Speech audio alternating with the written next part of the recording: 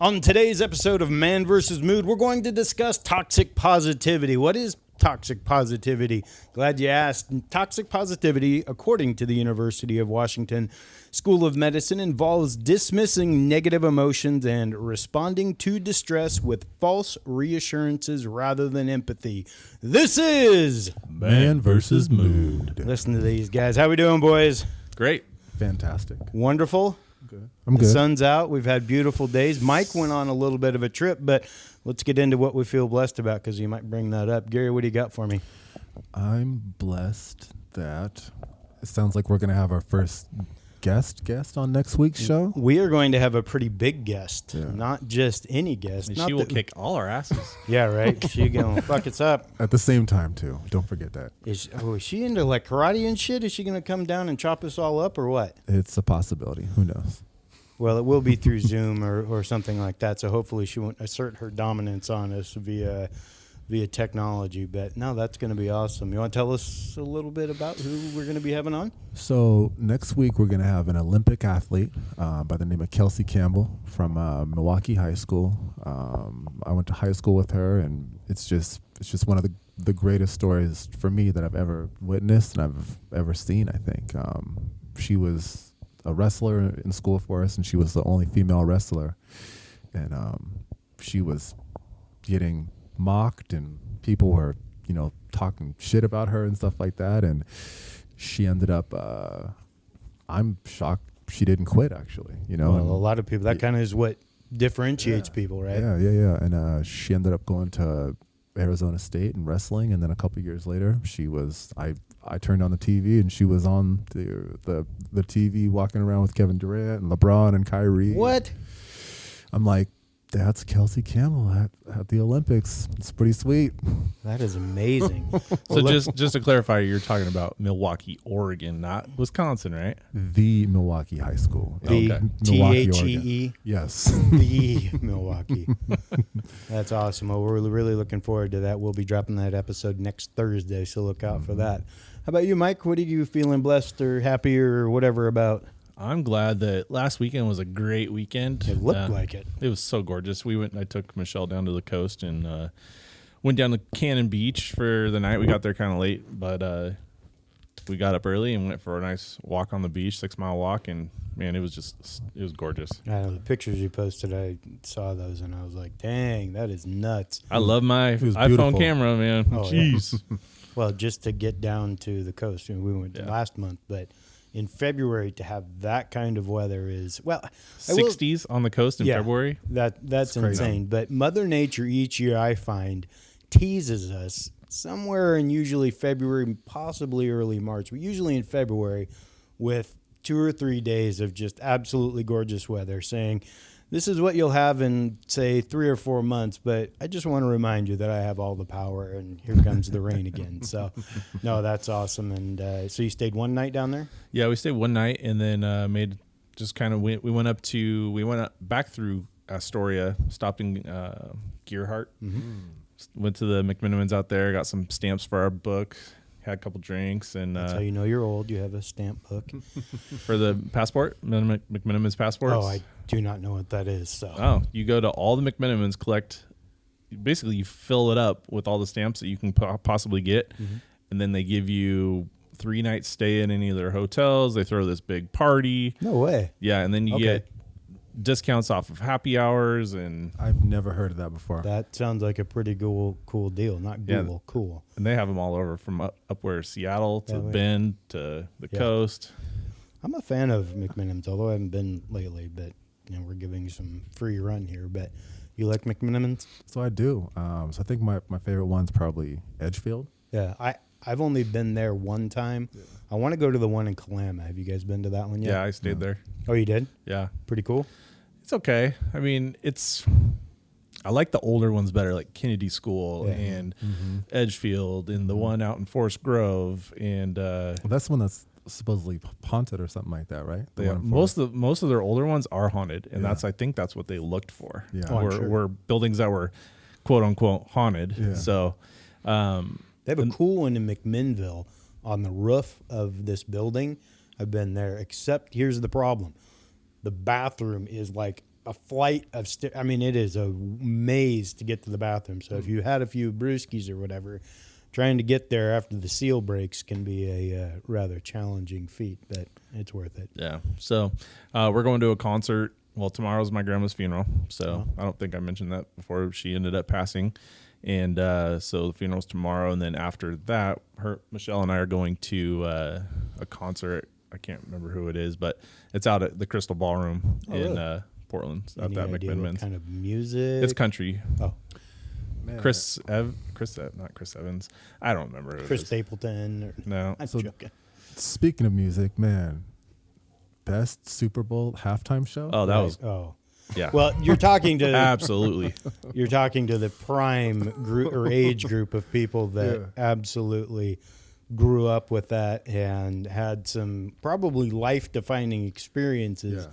to a lot of that music. And so, yes, all of the heads were bobbing in my house for sure. That was so good. Like it just brought me back to, like being like a young kid and just riding around listening to Snoop Dogg and like Yeah, my and Mary J. 1981 Honda Civic hatchback bumping with my sub in the right. back, and That's right. I had a 74 Ford with two 12s in the back of it. Man. And a tape deck. Wow. Oh, man, I was, did you have the tape deck where you had the tape that had the wire that came out and went to a CD player? no, Oh, I didn't my have a Oh, CD that's like player. high tech. Oh, That's yeah, high tech. it was. I did not have a CD player, so I wasn't one of those rich kids. I just had and I actually put the stereo system in my truck for my senior project. I had it was very loud, but you could barely hear it over my exhaust. But when you were in the cab, it sounded really good. Sure. For me, what am I feeling blessed about? I would have to say that the weather, because for me, it really helps me to brighten my mood, brighten my day, and not just because it's pretty outside, but the vitamin D getting out there, it really has an impact on me. And to know that the worst part of winter is in the rear view mirror. We're gaining light. It's warmer. Although a year ago, I just had a memory that we had a huge snowstorm where we had 10 inches of snow in February. But the light at the end of the tunnel is shining brighter and brighter each day, and so I'm very thankful for that. It is a big deal for me. So I'm very thankful for the beautiful weather.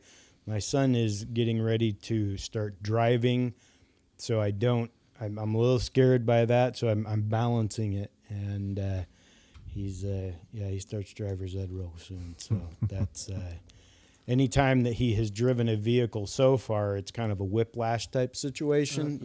He thinks he's in the 6'4" Impala, except he's not. And it's So how does not. he get to the gym? Because I see him at the gym all the time. He walks down there from school, Oh, and then I okay. pick him up after that. So Yeah, I mess with him at the gym. that's good. He needs it. Well, he's only there on Tuesdays and Wednesdays because he trains with the football program on Monday, Thursday, and Friday. So Yeah, he's in there getting it. he better. He knows better than do that. good. So If he's ever slack-assing, man, I'm gonna record him. I'm gonna send it to you. as well, you should. I may j- clip if- this part of the episode. Yeah, and, Derek, if send you're it to him. listening, no slack-assing, man. No, he better not be. Well, he knows better because it has nothing to do with me. He wants to do well in his sports. He's got track coming up, so he's going to go throw Speaking things. of doing well in sports, there's another one of our kids that should be listening to his dad. We won't talk about that though, will we, Gary? No. Yeah, I mean, it's just one of those things to where maybe he needs to hear it from you guys. Maybe, I don't know. Man, I watched the videos that his mom put out there, and I was like, man, this kid could be dominating. But I'm like, is he standing flat-foot shooting? And he Really? he barely jumped. I don't even know if he jumped. He raises off the ground a little bit, but Does he not have hops? no, he See- has them. He can dunk. Yeah, see the sad thing about it, so he can dunk super easy, but when I was in college, like I was known as a player that couldn't jump over a phone book. You and me both. Oh, buddy. I see where he gets it from. So I mean, I'm sorry, Evan. I'm sorry, Vanessa. But I mean, my favorite player was Zach Randolph. So, Re- so somebody that can't jump over a phone book. Zebo. Yeah, right. Zebo can do nothing. He can was score. He was great at rebounding and scoring. Yeah, but jumping. But he was no. the flattest footed NBA player I've ever seen. And that's my son. There you go. So is he gonna? Are you gonna get him those calf shoes that you walk on the front? Man. Get his hops up. Yeah, he needs that and maybe like a pogo stick or a trampoline or something like that. I don't think they're going to allow him to use that No. on the court there. Well, Evan, we hope that you can find a way to increase your hops so that your dad will be happy that you can get over 2 phone books. We'll call this 2 phone books. Yeah. And I'd be remiss if I did not mention the shirt that Gary is wearing. As soon as he walked in the door today, I just saw the giant W from Wu-Tang, which I'm a fan of Wu-Tang. But then I looked to the side of it, and it is actually Ric Flair. So what is it, Gary? Wu-Tang. Wu-Tang. You can't just say Wu-Tang. You got to say Woo, because it's Ric Flair. Exactly. Got to show respect. Oh, Mike's shaking his head. He doesn't care. What? I hated wrestling. Oh my gosh. Kelsey, if you listen to this, I don't hate the real wrestling. I hate the fake wrestling. That's not fake. They're tremendous athletes. Okay. This is real injuries. I knew Rowdy Piper when he was alive. Really? And he said it's the fakest shit ever. Well, of course it was, but the athleticism isn't fake. No, they're jumping off shit. They're definitely athletes. Yeah. And they beat the hell out of each other. To an extent. The staged. The Undertaker versus Mankind was one of the best matches ever where he threw him through the cage onto the tacks. Absolutely. That's Hell real. in the Cell? Yes. Exactly. What was those? Oh, there was a wrestling. They hit each other with like chairs, and then they used hardcore baseball bats with stuff on them, and that's the hardcore match. That but it was called something. Foley. It was called something. So it's called This Is Real Wrestling. Yeah. No, that's called street fighting. No, you go over and you watch the Japanese matches, and I think it might have been in the Philippines or something. But Mankind competed over there, and that shit was legit. I mean, blood. I'm gonna cut my eyebrow or whatever so that some blood comes out. These dudes were flying through, and the Hardy Boys. You remember the Hardy Boys? Man, the Hardy Boys. Oh boy! I actually went to a SmackDown in Seattle. That's a crazy story. Got in a car wreck. When I saw the Tacoma Dome in front of me, have I told this story? Okay, so this guy tells us he's never been in a car wreck. He's driving his grandma's Caprice, like 86. I'm the greatest driver. He's driving like a numbskull. We come around the corner. There's the Tacoma Dome, and rear end somebody, total the car. State Patrol has to come pick us up, deliver us. Well, there were 6 of us in the car. 3 of us got delivered in front of the Tacoma Dome. The other 3 were like 2 blocks off because the state patrolman was an asshole. So this is on I-5? Yes. Where there's always construction. Absolutely. It's been under construction for the last 45 years. 100%. And those curves there. So then we don't have a car because it's totaled. So now we have to, but we are not missing Raw, okay, or SmackDown. So afterwards, there's only one of us that's over 25. I needed a Copenhagen really bad because this guy that actually got in the car wreck, I could not stand it. I didn't want to even be in the car with him. Yeah. My buddy Brian and I walked down to this mini mart. It's probably 11:30 at night. There is an armed off-duty Seattle police officer standing in front of it. One of the craziest scenes I've ever been in. 2 white guys in the middle of Tacoma. We walk down there. We make it back. We have to take a van to SeaTac that smelled. It was a taxi. This is way before Uber and whatnot. Yeah. Dude had just probably smoked 4 blunts in a row. He has got the rock and roll station pegged with corn or whatever it is. Mm-hmm. We're rallying down there. We finally get this minivan. It was a shit show. We didn't get home till 5 a.m. Hey, at least you made it home and you didn't end up with no kidneys. Well, that's very true, but we didn't check into your hotel room, so that's why we were able to save them. No, Mike's getting, come over here. No, anyway, that was an absolutely insane trip, but we did get to see SmackDown. The idiots in front of us still had their signs up when the wrestling was taking place and no chance of a camera coming near us. Had to yell at them, but all in all, it was a wonderful experience. Did you deliver your own SmackDown?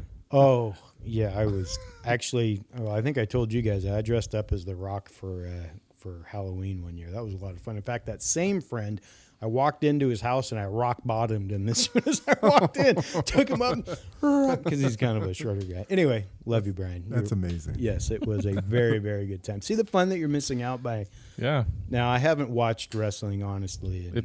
If you ask Bree loves wrestling like that. Really? Wrestling is still on now? Oh, absolutely. It's huge. I think it's pay-per-view now, though. That's crazy. Well, they have their own channel, but no, SmackDown and Raw are still on, I believe. Yeah. I have not paid attention since the Attitude Era with Yeah. The Rock. Yeah, the last time I watched it was like the NWO and like the Wolf Pack and Kevin Nash and all that stuff. But Man, I remember- Scott Steiner. Yeah. Oh, Steiner was the man. I miss the days of the Hulk Hogan, the Macho Man Randy Savage. oh yeah, Step into a Slim Jim. Ultimate Warrior with he just had like steroid needles hanging out of his ass. Dude is yoked. I'd never seen anyone more yoked than who did I just say? What about Lex Luger? He picked up a Yokozuna or whatever. Right? He was a big Yes. boy. Andre the Giant.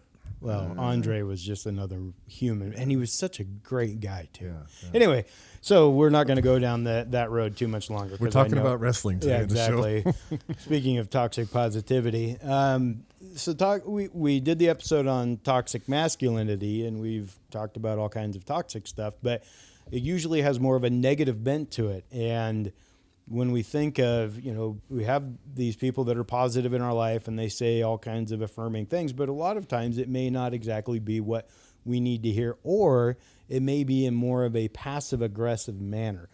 Some more ways that, as I looked up and kind of did some research on toxic positivity, because I don't think a lot of people are really familiar with it. Is it a term that you guys were familiar with before we kind of got into this stuff? No. For me, no. Like I really had to think about. So I wonder how many times I've been like accused of this, or like I found myself doing something like this. Right. And doing it more for yourself than for even the recipient of whatever you were saying. What are you doing, Mike? I'm just looking at Gary Oh man. longingly into his eyes. Okay, I don't need you guys to be doing that crap. My goodness. I was just listening to him. God, why do you judge me? I'm not judging you. 'Kay. Anyway, so Hey, you know what? Positive vibes only, okay? yeah. Yeah, right. See, that's so here's some more examples of Be it. happy. All right. Evidently, it comes from a feeling of uncomfortable and negative emotions. It's often well-intentioned, but can cause alienation and a feeling of disconnection. Stop toxic positivity by clarifying what you want from your conversation partner, which I think that might be kind of tough. How do you stop somebody mid-conversation and say, I find your wording highly offensive. That one might take a little bit more, more work to learn how to communicate that with whoever you're talking with. But you let yourself feel your feelings and let others share theirs without needing to fix them. That last one is something that I want to touch on with us, because trying to fix whoever we're discussing something with, or our partner or a kid or something, is kind of a trait that I think a lot of us, especially that have been through trauma and things like that, we think we know what's best for them, because so many people have thought they know what's best for us rather than them trying to figure that out on their own. And all three of us are parents.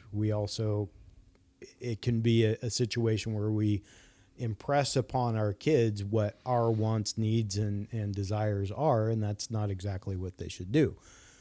What about you guys? What are your feelings on that needing to fix somebody kind of thought process? And it's kind of interesting because going to counseling, like when you go with your spouse or your significant other or whatever, a lot of times the counselor there is to kind of help guide you through the communication style. So, as guys, we try to fix things. Exactly. If, say, our woman's having a bad day and she tells us the problems, well, our brain goes to, how can I fix that? Instead of just going, okay, shut up, listen, and don't say anything unless they want a response. And then ask for permission. Can I offer advice? No, I don't want advice. Can I, whatever. It's when we already go into it with that fix it mindset, that builder Bob, The builder Bob mindset is, it pushes them away. Yeah, absolutely. I know that that's something that I have certainly felt when somebody has tried to, I don't know, maybe steer me. And it hasn't been very often, but when you think about it, you want to be open to what people have to say, but if they're trying to do it in a manner that isn't respecting what it is that you're trying to do, just being told what to do, then I think a lot of us we kind of shut down. What do you think? I know, Gary, because you have come from a background where violence and things of that nature, there wasn't discussion, there wasn't any type of communication other than you do this or I'm going to beat you, right? Yeah. So there was no positivity. It was just, you do this or I'm going to shoot you with a paintball gun or BB gun or hit you with nunchucks or something like that. But yeah, just to touch on kind of what Mike was saying, like it's kind of interesting. Just say you're going to counseling, therapy counseling with your partner or couples counseling or whatever. Like sometimes like you kind of got to go like into that situation and ask the partner, what they want. Do they want feedback? Do they want you to help? Because, like as guys, we want to fix things. We want to make things better and stuff like that. But sometimes your partner, your friend, whoever might not want that. Mm-hmm. They might just want, somebody just to talk to. Or just to listen. Yeah, I think that one is a huge one, especially if you're not talking about fixing your car. You're talking about, whether it's a relationship issue that they're having. They just need a sounding board, right? And I know for me, going back 20 years, I thought that that's what my job was, okay, I see a problem and it's my job to try to fix it. Not that I can fix it, but it's my job to try to attempt to fix that. And rather than saying, how can I offer a service or what can I do to help you overcome this challenge, I would just kind of get in there and take it over. Wrong way to approach that, in my opinion. When you have, let's talk about kids and their need for positive reinforcement when they, sports is a perfect example, right? When maybe they're not succeeding quite the way they want to or they expected or you expected them to. I think maybe not parents as much, but a lot of times it's our orbiters, grandparents, aunts, and uncles. They kind of get in there and, it's all right. You'll get them next time, or, everything happens for a reason is a very common thing that we hear. And I mean, something that I'm definitely guilty of saying, there is a reason that it happened, but maybe that doesn't exactly help the situation that we're in. Right. Right. When you guys, have you encountered that with your own kids? Oh yeah. Being his coach too is not, because I'm always constantly trying to give him, sometimes positive criticism. A lot of times it comes across as just criticism. Yeah. But how do you, I don't know. I've never learned that from anybody, and haven't had that, shown to me, exampled to me for myself, even when I was in sports. So for me, it was like, you need to do this, this, and this to get better. Yeah. It was break you down to get better, which I don't think it really ever works. But I think that there is it depends on the person. Exactly. What were you going to say, Gary? Just for me, when I was in college, our coach would try anything just to get us going and to get us hyped up for the game and stuff. And one time he watched a video of I think it was somebody that played for the Tennessee Titans. Before every single game, this guy would run out like into the tunnel, and one of the coaches would slap him in the face just to get him going. And Albert Hainsworth. Maybe, Was it? yeah. Albert Hainsworth. Really? Just slap him like just crazy. And he would, get ready and get pumped and get juice and go to the game. And so our coach obviously wouldn't slap us, but he would call us every name in the book. He would, yell at us. Like bad names? Oh, yeah. Lots of... Like, Gary, you sissy lala. Yeah. Just lots of 4-letter no words. He liked to say, the sugar honey iced tea, shit or whatever. Yeah. Like, get this shit going or whatever. And call us all types of pink pussies and all types of stuff just to think, that's going to get us pumped up, and get going for the game. And it's like, I think about how that was, when I was in college, and then now, like, I try to get my son motivated, but I'm not saying those things. I'm just thinking, like, how would my son react, if like a coach was like calling him these things and saying these things to him and stuff like that? He would probably not do good. No, and I noticed that last year with Hunter during baseball. Like, of course, I was going through the separation and divorce process, and so home was already divided, and so he's an emotional kid, and he doesn't really talk about it, but it definitely showed up through his sports, and he struggled. He only got 2 hits all season long. Wow. And then, he was sitting on the bench, which was the first time ever for him. He was not starting, and it definitely affected him. And this isn't like a coach that didn't know him. This is a coach that I coached with for the last 4 years. And so he knows knew what he can do, but he wasn't proving that he deserved to play. Other kids were. And I said, dude, when you're in the majors level like this, it's not owed to you. You're going to have to go out and earn it. Yeah. And he just, for whatever reason, it didn't happen. And even the coaches saw that, he goes, what's going on with you? And he ended up getting selected for All-Stars, but it was the same thing. Okay. He sat on the bench and barely got into play. He got the minimum. Yeah. So 1 at bat, or was it 2 innings in the field? Yeah. Really? Well, I think that adversity aspect of sports, especially for kids, and how incredibly important it is for them to learn how to deal with that, but deal with it in a constructive way. A coach's job is to figure out how to motivate his kids, right? Yeah. But each kid is different. They're not all the same. I mean, let's say you have 50 different cars on your team.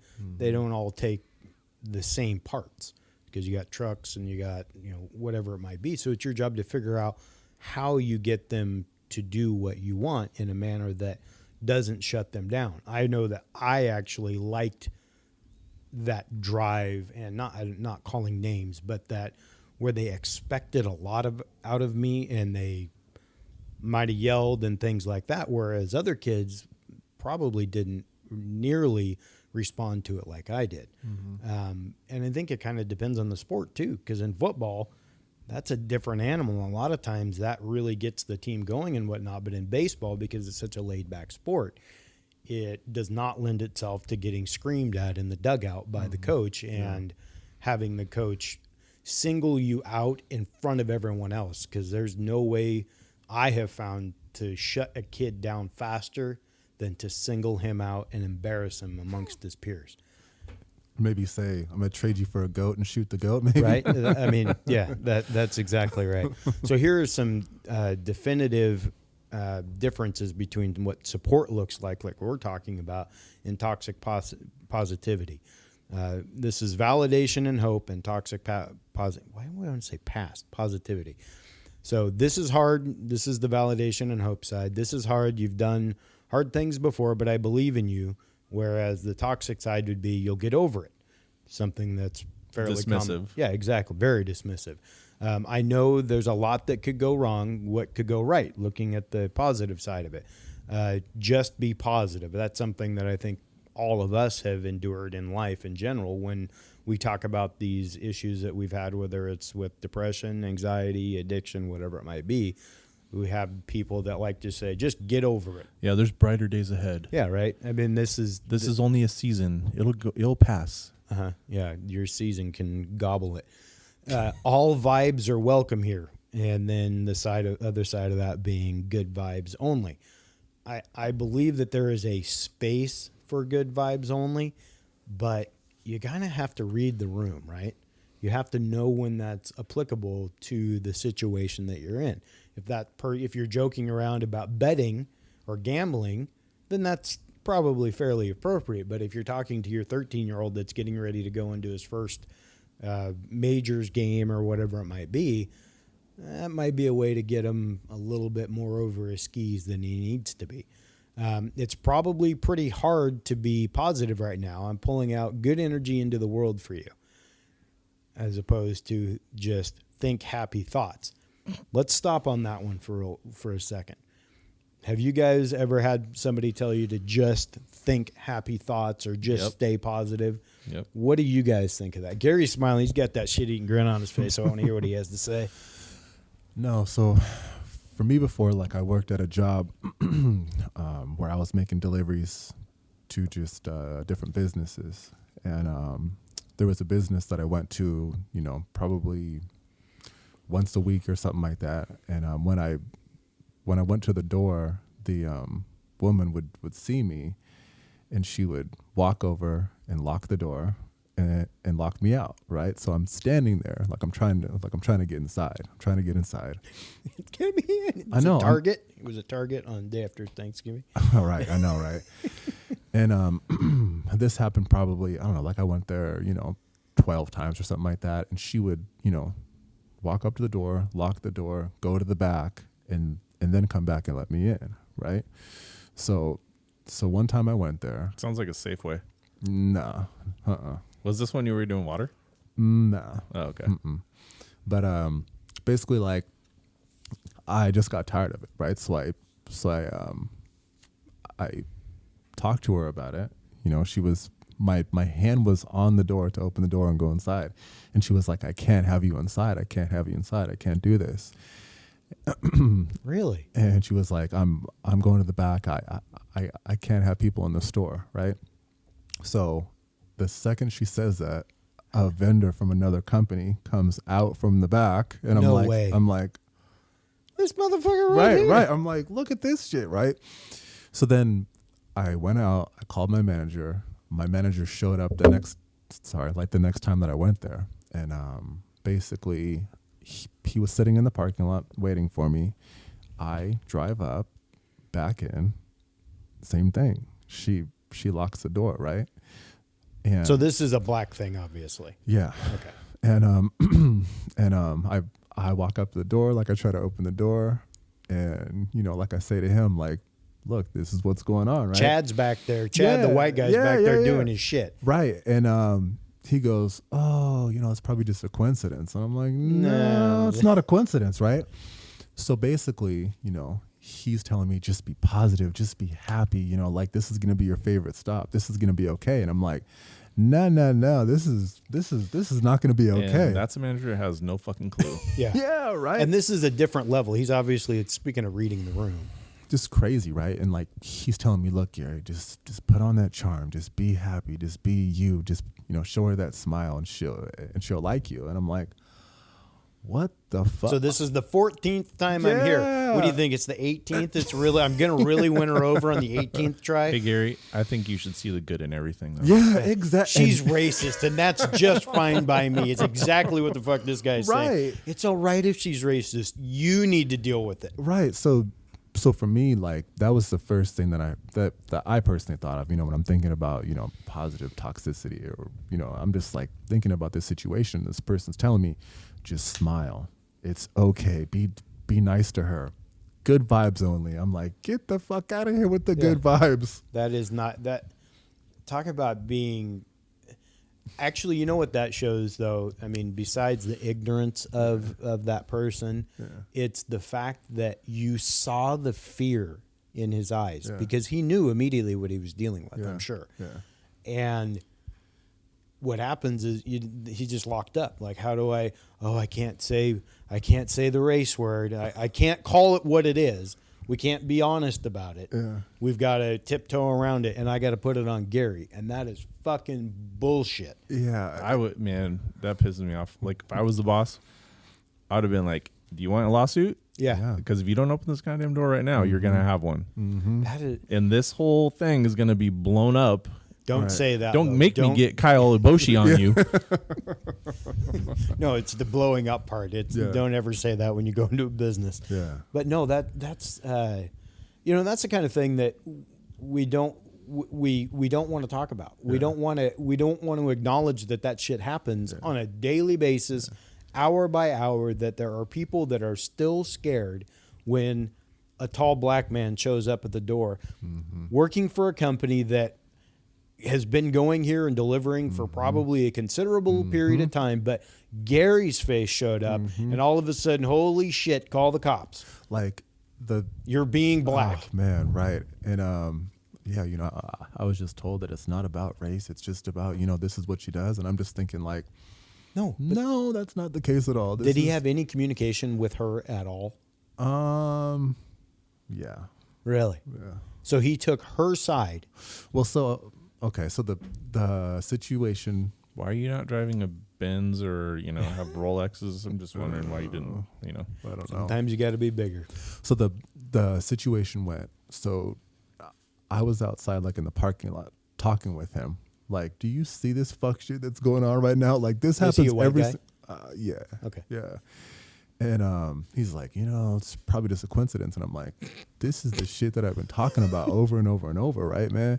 So then finally the woman comes outside, gets him, starts talking to him. Pulls him to the side, Yeah, away yeah, from you. Yeah, yeah. Of course. And then goes inside the store and like, you know, proceeds to tell him how terrified she is of me and how scared she is of Are me. you serious? And I'm like, do you see these freckles on my face and do you hear my voice? I'm so soft. Like, what's wrong with you?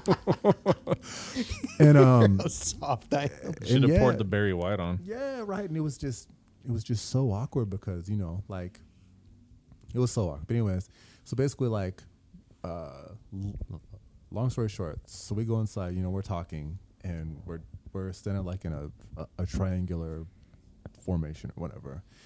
He says to her, look, I really want you guys to fix this relationship. Like I really want things to be better and different and change and this and that, right? And he simply asked her 3 times, can you say hi to Gary? She didn't say it one time. The third time that he said it, I'm like, hi, Jane Doe. And No way. And then finally, you know, she says hi, but she never even looked at me. She never. No, she would never looked in your eye, did she? Yeah, never. And just What the hell? yeah, just I mean, to me, it's a thing. Oh, it's a very, very real thing. There's no absolutely no question about that. But yeah, just you know, when I found out the topic for the show, that was the first thing that I thought. Well, of. you didn't tell us anything about that, but I saw that smile on your face, Yeah. and it was like, oh, I know exactly what this is about. And this actually kind of leads into the next one, the next example here, which I'm not that big of a fan of unless it's a situation like this. I can see somebody trying to use it actually in a negative way, which is sometimes giving up is okay. What is your ideal outcome? In your situation, and the toxic side of that is never give up. If you flip that, though, that guy wanted you to just say, okay, well, this is all right. And I'm going to walk away and let this lady continue to be as ignorant as fuck. That, and he is actually showing his ignorance as well. 100%. How old was she? And we won't belabor the Probably race thing 60s. here. She was probably like 50, 60-ish, something like that. It's how long ago was this? You know, you can be very general if you want. So it's within the last 12 to 15 years, I'd say. Really? Yeah. And you hope that was an opportunity for her to grow, and we all three of us know that it wasn't for her. I mean, let's be very honest about that. Because when you have that much fear about somebody that has I mean, you said you'd been there 12 times before that. She had a very good base to understand that you were not going to fucking rob the place and burn it down or whatever. Mm-hmm. But you see that is how things get stuck in people's minds and why it is so hard to change their ways. Mm-hmm. Whether it's race, whether it's politics, you see how things get ingrained. And that was before social media got a hold of her. Mm-hmm. I'm sure now she's, at some fucking torch rally and tiki torches. Yeah, the whole works and chanting. Pitchforks. The whole deal. Gary, you kind of do look like Shrek. I'm not going to lie. Why you gotta bring up Shrek, man? There's nothing wrong with Shrek. With that headphones on, it looks like you have big old ears and bald heads. So you look like Shrek, kind of. I guess you're Shrek's better than Homer Simpson. I don't see it. You're not yellow enough. Donkey.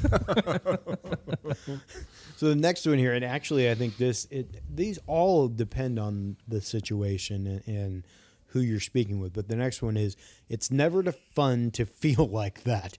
Is there something that we can do today that you'd enjoy, as opposed to the toxic side being just be happy? And these are, again, very definitive statements rather than a discussion with somebody to find out actually what is going on and causing these the feelings or whatever it is. But back to the kids, I think that today we're also seeing kids that are more emotional, and for better or worse, they don't know how to react to that. How do I say it? Getting yelled at. I mean, for what it is, you see a lot of kids, they just like, holy shit, because they have not been in a situation where, and I'm not saying yelling in necessarily like putting them down, but maybe it's in a situation where a coach is rallying the troops and really getting animated and whatnot. And I know, I mean, I had a kid on Derek's baseball team a few years ago. The mother asked us to stop cheering for him because it was causing him anxiety that we were cheering for him. I'm like, I'm not going into the cone of silence from Get Smart when the kid is up there. This is what you do in baseball. If he hits a double and scores a run, guess what? We're all going to cheer for him. So you're supposed to just stand there and like snap or something? Sit on your hands. Exactly. Golf clap. And so this is where I think that we have gone completely overboard in handling everything with kid gloves, because I still think that there is this needle that we've got to thread when you're dealing with mental health. Not everything is about, I think we've talked about this, and I did a TikTok on it, where it doesn't necessarily mean when we treat everything as if we're sitting on the therapist's couch and everything is nice and everything is good. Life's not nice. No, it's not. It's going to smack you in the face. And you're going to have assholes and you're going to have dickheads, and you've got to know how to deal with these things. And if something happens that is shocking to you and you just shut down, that isn't good mental health either. No. You have to be able to handle these things. So that's, I think that that's something that kind of gets lost in the mental health discussion. Is there's this kind of overarching theme that it's all about, everything being flowers and just wonderful. No, life isn't wonderful. And it's on all of us to take the bull by the horns and make sure that we're ready for that. And that's part of, whether it's talking about the difference of support and toxic positivity or whatever, or depression, it's on us. It's not on the world to be ready for us. It's our job to be ready for the world. Mm-hmm. And I think that when we, especially dealing with kids, it's on us. It's our responsibility as parents to get the kids ready for that. You've got older kids. I've got older kids. Gary's got older kids. Your son is at 16. He's getting ready, but you've got an 18-year-old. I've got a 22-year-old. Mm-hmm. So we see that how the world is treating them and how they're reacting to it. And you actually have girls. I don't have any girls. How do you think that these types of things, and what I'm saying with regards to kids being ready for that, do you think that they're being properly kind of equipped to handle that kind of thing? Or is it in the schools and after school programs and sports, is it being maybe a little too on the fluffy side? I think it's too on the fluffy side, honestly. We made our kids through, maybe because our generation didn't like getting yelled at, and so we're like, oh, well, let's just give them the participation trophies and the pat on the back for, hey, you did your best. Okay. I think our kids these days are soft. And absolutely. When you think about it, the greatest generation that was ever alive was probably around World War II, because you have 16, 17, 18-year-olds going over and fighting for freedom. Yeah. Legitimate freedom. Yeah. And today, you look at our 16, 17, 18-year-olds, and you're like, dear God, please don't go to a war, because we get our fucking asses wiped. Oh, absolutely. And we act surprised when we see people breaking into stores and stealing with impunity. You have, whether it's in politics, people this all or nothing mentality. And we ask, well, why is that happening? Well, we have a whole generation of people that have not had to respect rules, who have been given an excuse for every single one of their actions. Little Timmy does this because of X, Y, Z. No, little Timmy does that because he's a little shit and he needs to have his ass kicked. Not physically, but he needs to be handled. Right, You've got to handle these kids. Right, and like that's what's so scary about COVID and stuff now. Like all these kids are missing so much school, and it's like they're missing so many, you know, like interactions with people that are different from them, or Face to face interactions. And I'm terrified of that. Like for my kids, you know, It's going like, to be the great educational blip. yeah, you know. 100%. Yeah. And that falls on the parents though too. Mm-hmm. A lot of parents let their kids just kind of skate through the pandemic, let them, you know, go on Zoom, and they weren't on Zoom. They would shut their camera off and play video games or whatever it might be, you know, get into drugs, all kinds of crazy things. And, you know, I saw a statistic the other day. This is a very scary statistic that I believe it was between 21 and 30-year-old males, 28% reported that they had not had sex in the last year. That is a terrible thing because sex typically equals a relationship. That means that young males they're not meeting women, and that is not a good thing, and they're not interacting with them. And so we've got to be ready for that, and how we can handle our own kids to make sure that they have the base to operate from and interact with people. But when you have a school shut down and after school programs and all that, and everyone says, well, it's fine to put them on Zoom. No, you're scared. So, and it's not your kid, so you don't have a problem. And we're not going to get into all that politics bullshit, but it's a greater issue that actually started far before COVID, because we have kids that live on computers and devices. That's not teaching them how to interact. Yeah, the funny thing is Michelle and I were just talking about this. I was talking about it to Hunter, and what was it? I think it was yesterday, or maybe it was this morning actually. And we were like, I wish you would have grown up when we grew up. Yeah. Because your ass would not be in the house. You would be outside playing until your parents are like, it's 9:30, you need to come back in. Now you can't get them off devices. Well, you can. It's just harder because it's part of their identity now. How many of our kids are addicted to electronics? Yeah. Well, I think we all are. 95% of them. Absolutely. And it's that old discussion of when is it appropriate to give them devices, and you know, you're probably seeing the video games, but you know, I was talking to my youngest the other day, and he linked up with some kid that was like 11 or 12 playing a video game. During the middle of the game, the kid died.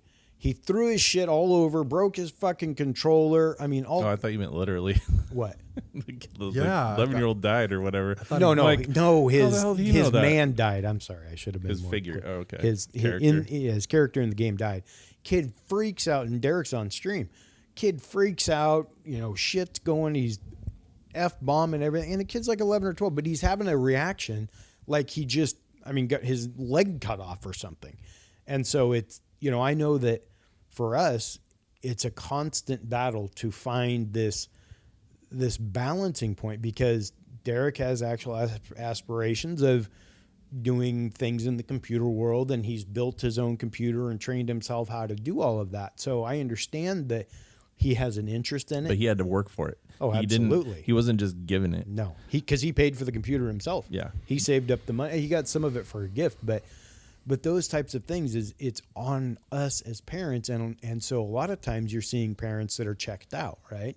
And, you know, they hang a bunch of these positive signs around the house that say, you know, this home is where the heart is, but they're sitting there during dinner and everyone is on a device. Mm-hmm. So let's get back to the topic at hand here, rather than railing on about the future of children these days.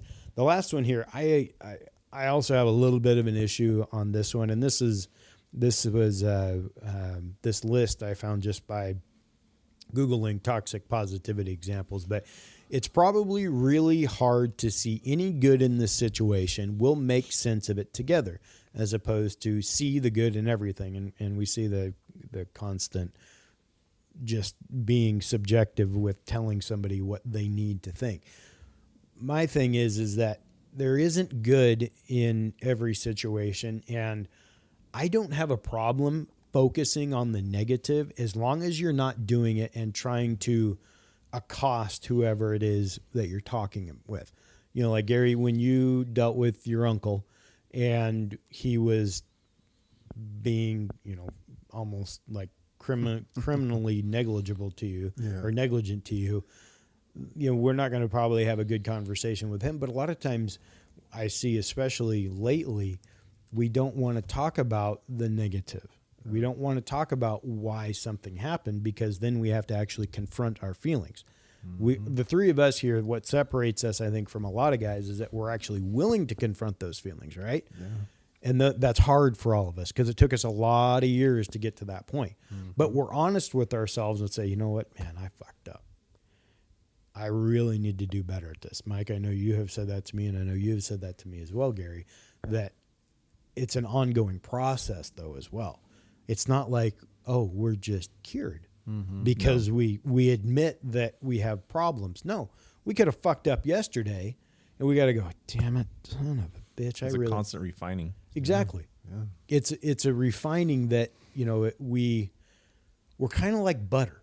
We get churned constantly, and we hope that at some point we're going to be able to make something wonderfully tasty. Why's it always got to be food? Because I love food. Me too. Okay. Me too. I think I think by our sizes we can also, we may not be really bad, but we all love food. We're definitely not John Cena or something like that. But that refining process takes a lot of humility and understanding that when people are toxic towards us, that we recognize it. I think I know that's why I like to talk about these things, is so that we arm everyone with the tools necessary to handle these situations in a way that allows them an outcome that meets their needs. I think that's kind of the overarching theme behind all of this, is making sure that our outcome is good for us, because so many times our outcomes have been poor in the past, right? Yeah. And that has made us feel like shit. And then when we're better, right, we're making other people better. Mm-hmm. So as a listener, kind of taking a step back, I could hear somebody go, well, how do I do that? Because I don't know how to do that. Where do I learn that? You know, I hear you guys talking about it, but I'm on my own over here in Iowa, or, you know, Columbus, Ohio today, or Milwaukee, right. Oregon. And, you know, where do I find that? Because all I get is, you know, from past experiences, and I've said some of those things to people, and I'm like, oh shit, absolutely, I didn't know it was that. Oh, but totally, hand up. You know, it's honestly, all it comes down to is communication. Yeah. And taking a second when someone says, hey, do you have a minute to talk? Maybe ask for permission. Is this where you want me to listen, or do you want me to respond? Mm-hmm. Yeah. And what is it that you're looking for in the conversation? And it's not a like, hey, what do you want to get out of this type thing? Mm-hmm. But it's you know, understanding who you're talking to first and foremost, but reading them and what the emotional state that they're in right now. You know, I know a lot of times talking to my wife, she does not want me to solve the problem. Mm-hmm. She wants to vent or talk about whatever it is and just deal with it in that moment of her just talking about it. Well, one of the communication tips we've learned through when I was doing couples counseling before is, once they finish a statement or whatever they're trying to relay, then you would be like, so what I hear you saying is, and you repeat it. Yeah, and mirror back. Yeah. And then they're like, well, kinda. I meant more like, this was really bothering me here. This is what you do. Or you try to take the you and the pointed the finger out of it and turn it into something that you can build off of. Mm-hmm. So, you know, again, it comes down to communication. Yeah. And being willing to listen. Yep. But after the the show last time, like I was talking to you guys and I was saying, you know, like I feel like I'm being kind of selfish being here because I just feel like the growth, you know, that I've had, you know, like over the last couple of years, you know, to go from just being, you know, so just I'm gonna hold everything in, I'm gonna figure it out, I'm gonna do this shit on my own, I'm gonna thug it out or whatever you want to call it, right? To now, like coming here and being in this space and just talking about shit, you know, like whether we're talking about things before the show or talking during the show, like it just feels so good. It's so nice. And I just think that this, you know, situation, like it's almost like a cheat code, like in a way, you know, just to be able to be here and talk and chat. And it's like part of me feels selfish because everybody doesn't have this. No. You know, like everybody can't come and talk to your boys, you know.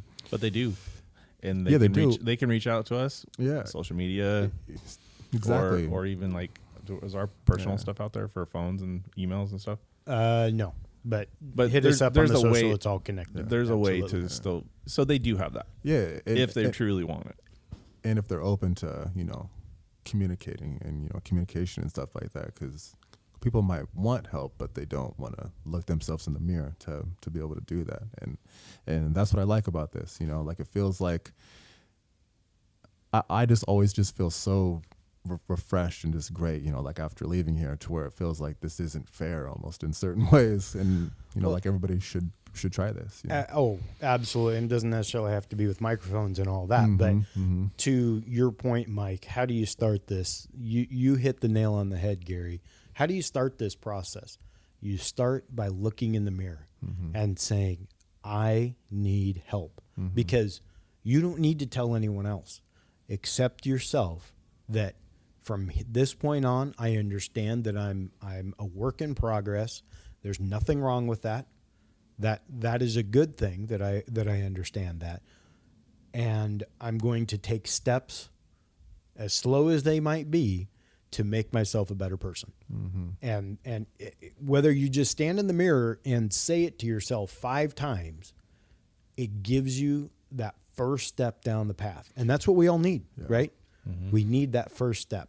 But also too, like that's what I like about us, you know, is like we're not sitting here and saying like you have to do X, Y, and Z to get better or, you know, to go down the right path. Like we all do different things. Oh, absolutely. You know, we all, you know, try different things, and I think it's on that person, you know, to be open, to communicate, to look themselves in the mirror and just figure out what works for them. Yep. That's exactly right. Well, guys, we're trying to keep the times of the podcast down to right about an hour. So let's find what our final words might be, because we have blown through another hour already. Gary, what you got for me? So speaking of blown through, Stop sign? my final words of wisdom is, Blazers, if you're going to lose, just fucking lose. Damn it, man. Quit trying to win these games against the Lakers. You're and supposed to shit. be tanking right now so Right? you get a better draft pick. Come Are on. we tanking? Are we winning? I mean, what's the game plan here? They're playing better now with less firepower, star power, way less. and beating Yeah. LeBron and Yeah. Well, John that's Morant, a dumpster fire, though. whatever his name is, Yeah, The John Morant. Bucks. But still, it's just like, without Giannis. please, guys, like, are we going to be the Bad News Bears, or are we going to be, like, going for a playoff spot? Because I'd like to maybe get a good draft pick, and, I mean... No, they're going to blow that shit up. They're going to be number 17. Oh, probably. They're going to slip into the 16th spot in the playoffs just so they get screwed out of or they'll get the first spot in the playoffs and get all the lottery balls, but Yeah. get the last pick. Well, Yeah. that is a complete idiot thing to do anyway. And then we'll draft the big guy that gets hurt. But how do you tell professional players, hey, go out there and give it your all, but don't give it your all? Right. You do what the Miami Dolphins tried to do to their coach. And you say, I'll give you $100,000 to lose. And Brian Flores says, no, you won't. Because that's actually bribery, and they're actually looking at a criminal side of that. Yeah. All right. Anyways, Mike? final words. I don't know. I really encourage the listeners to, you know, kind of step out of the box. I mean, if it's not been working while you're in the box, step out of it and take that risk, take that chance that, you know, talk to somebody like one of us or somebody else that you trust to just, you never know where it's going to go or where it's going to take you. Cause it could be, your life could take a whole totally different trajectory like ours have. and be on a way big upward swing. So just take a risk. Yeah, that's good. Yeah, and take that risk on yourself. Yeah. So many times we Bet take on yourself. Yeah, exactly. And that's what it is. You know, we put so much time and effort into other people a lot of times, especially if we have kids or a spouse or whatever. But it's so important that if we're going to do our best for them, that we do the best for ourselves and stop putting ourselves at the back. It's not selfish to do that. That's true. It's actually not selfish at all, because if you're taking care of yourself, you can take care of everyone else better. Boundaries. Boundaries. We like boundaries very much. Jen would be proud of us She would be very and our proud. boundaries. Oh, and by the way, for everyone listening, Jen is down in Arizona now. She's been sending pictures of her pool. I know, the awesome in the pool. sun. It's amazing. It looks beautiful down there, but they're getting everything moved in, and she'll be joining us hopefully within the next couple weeks. But look for the episode with Kelsey Campbell next week, our first Olympian. I've never talked to an Olympian before, so that's going to be awesome. With that, we gone.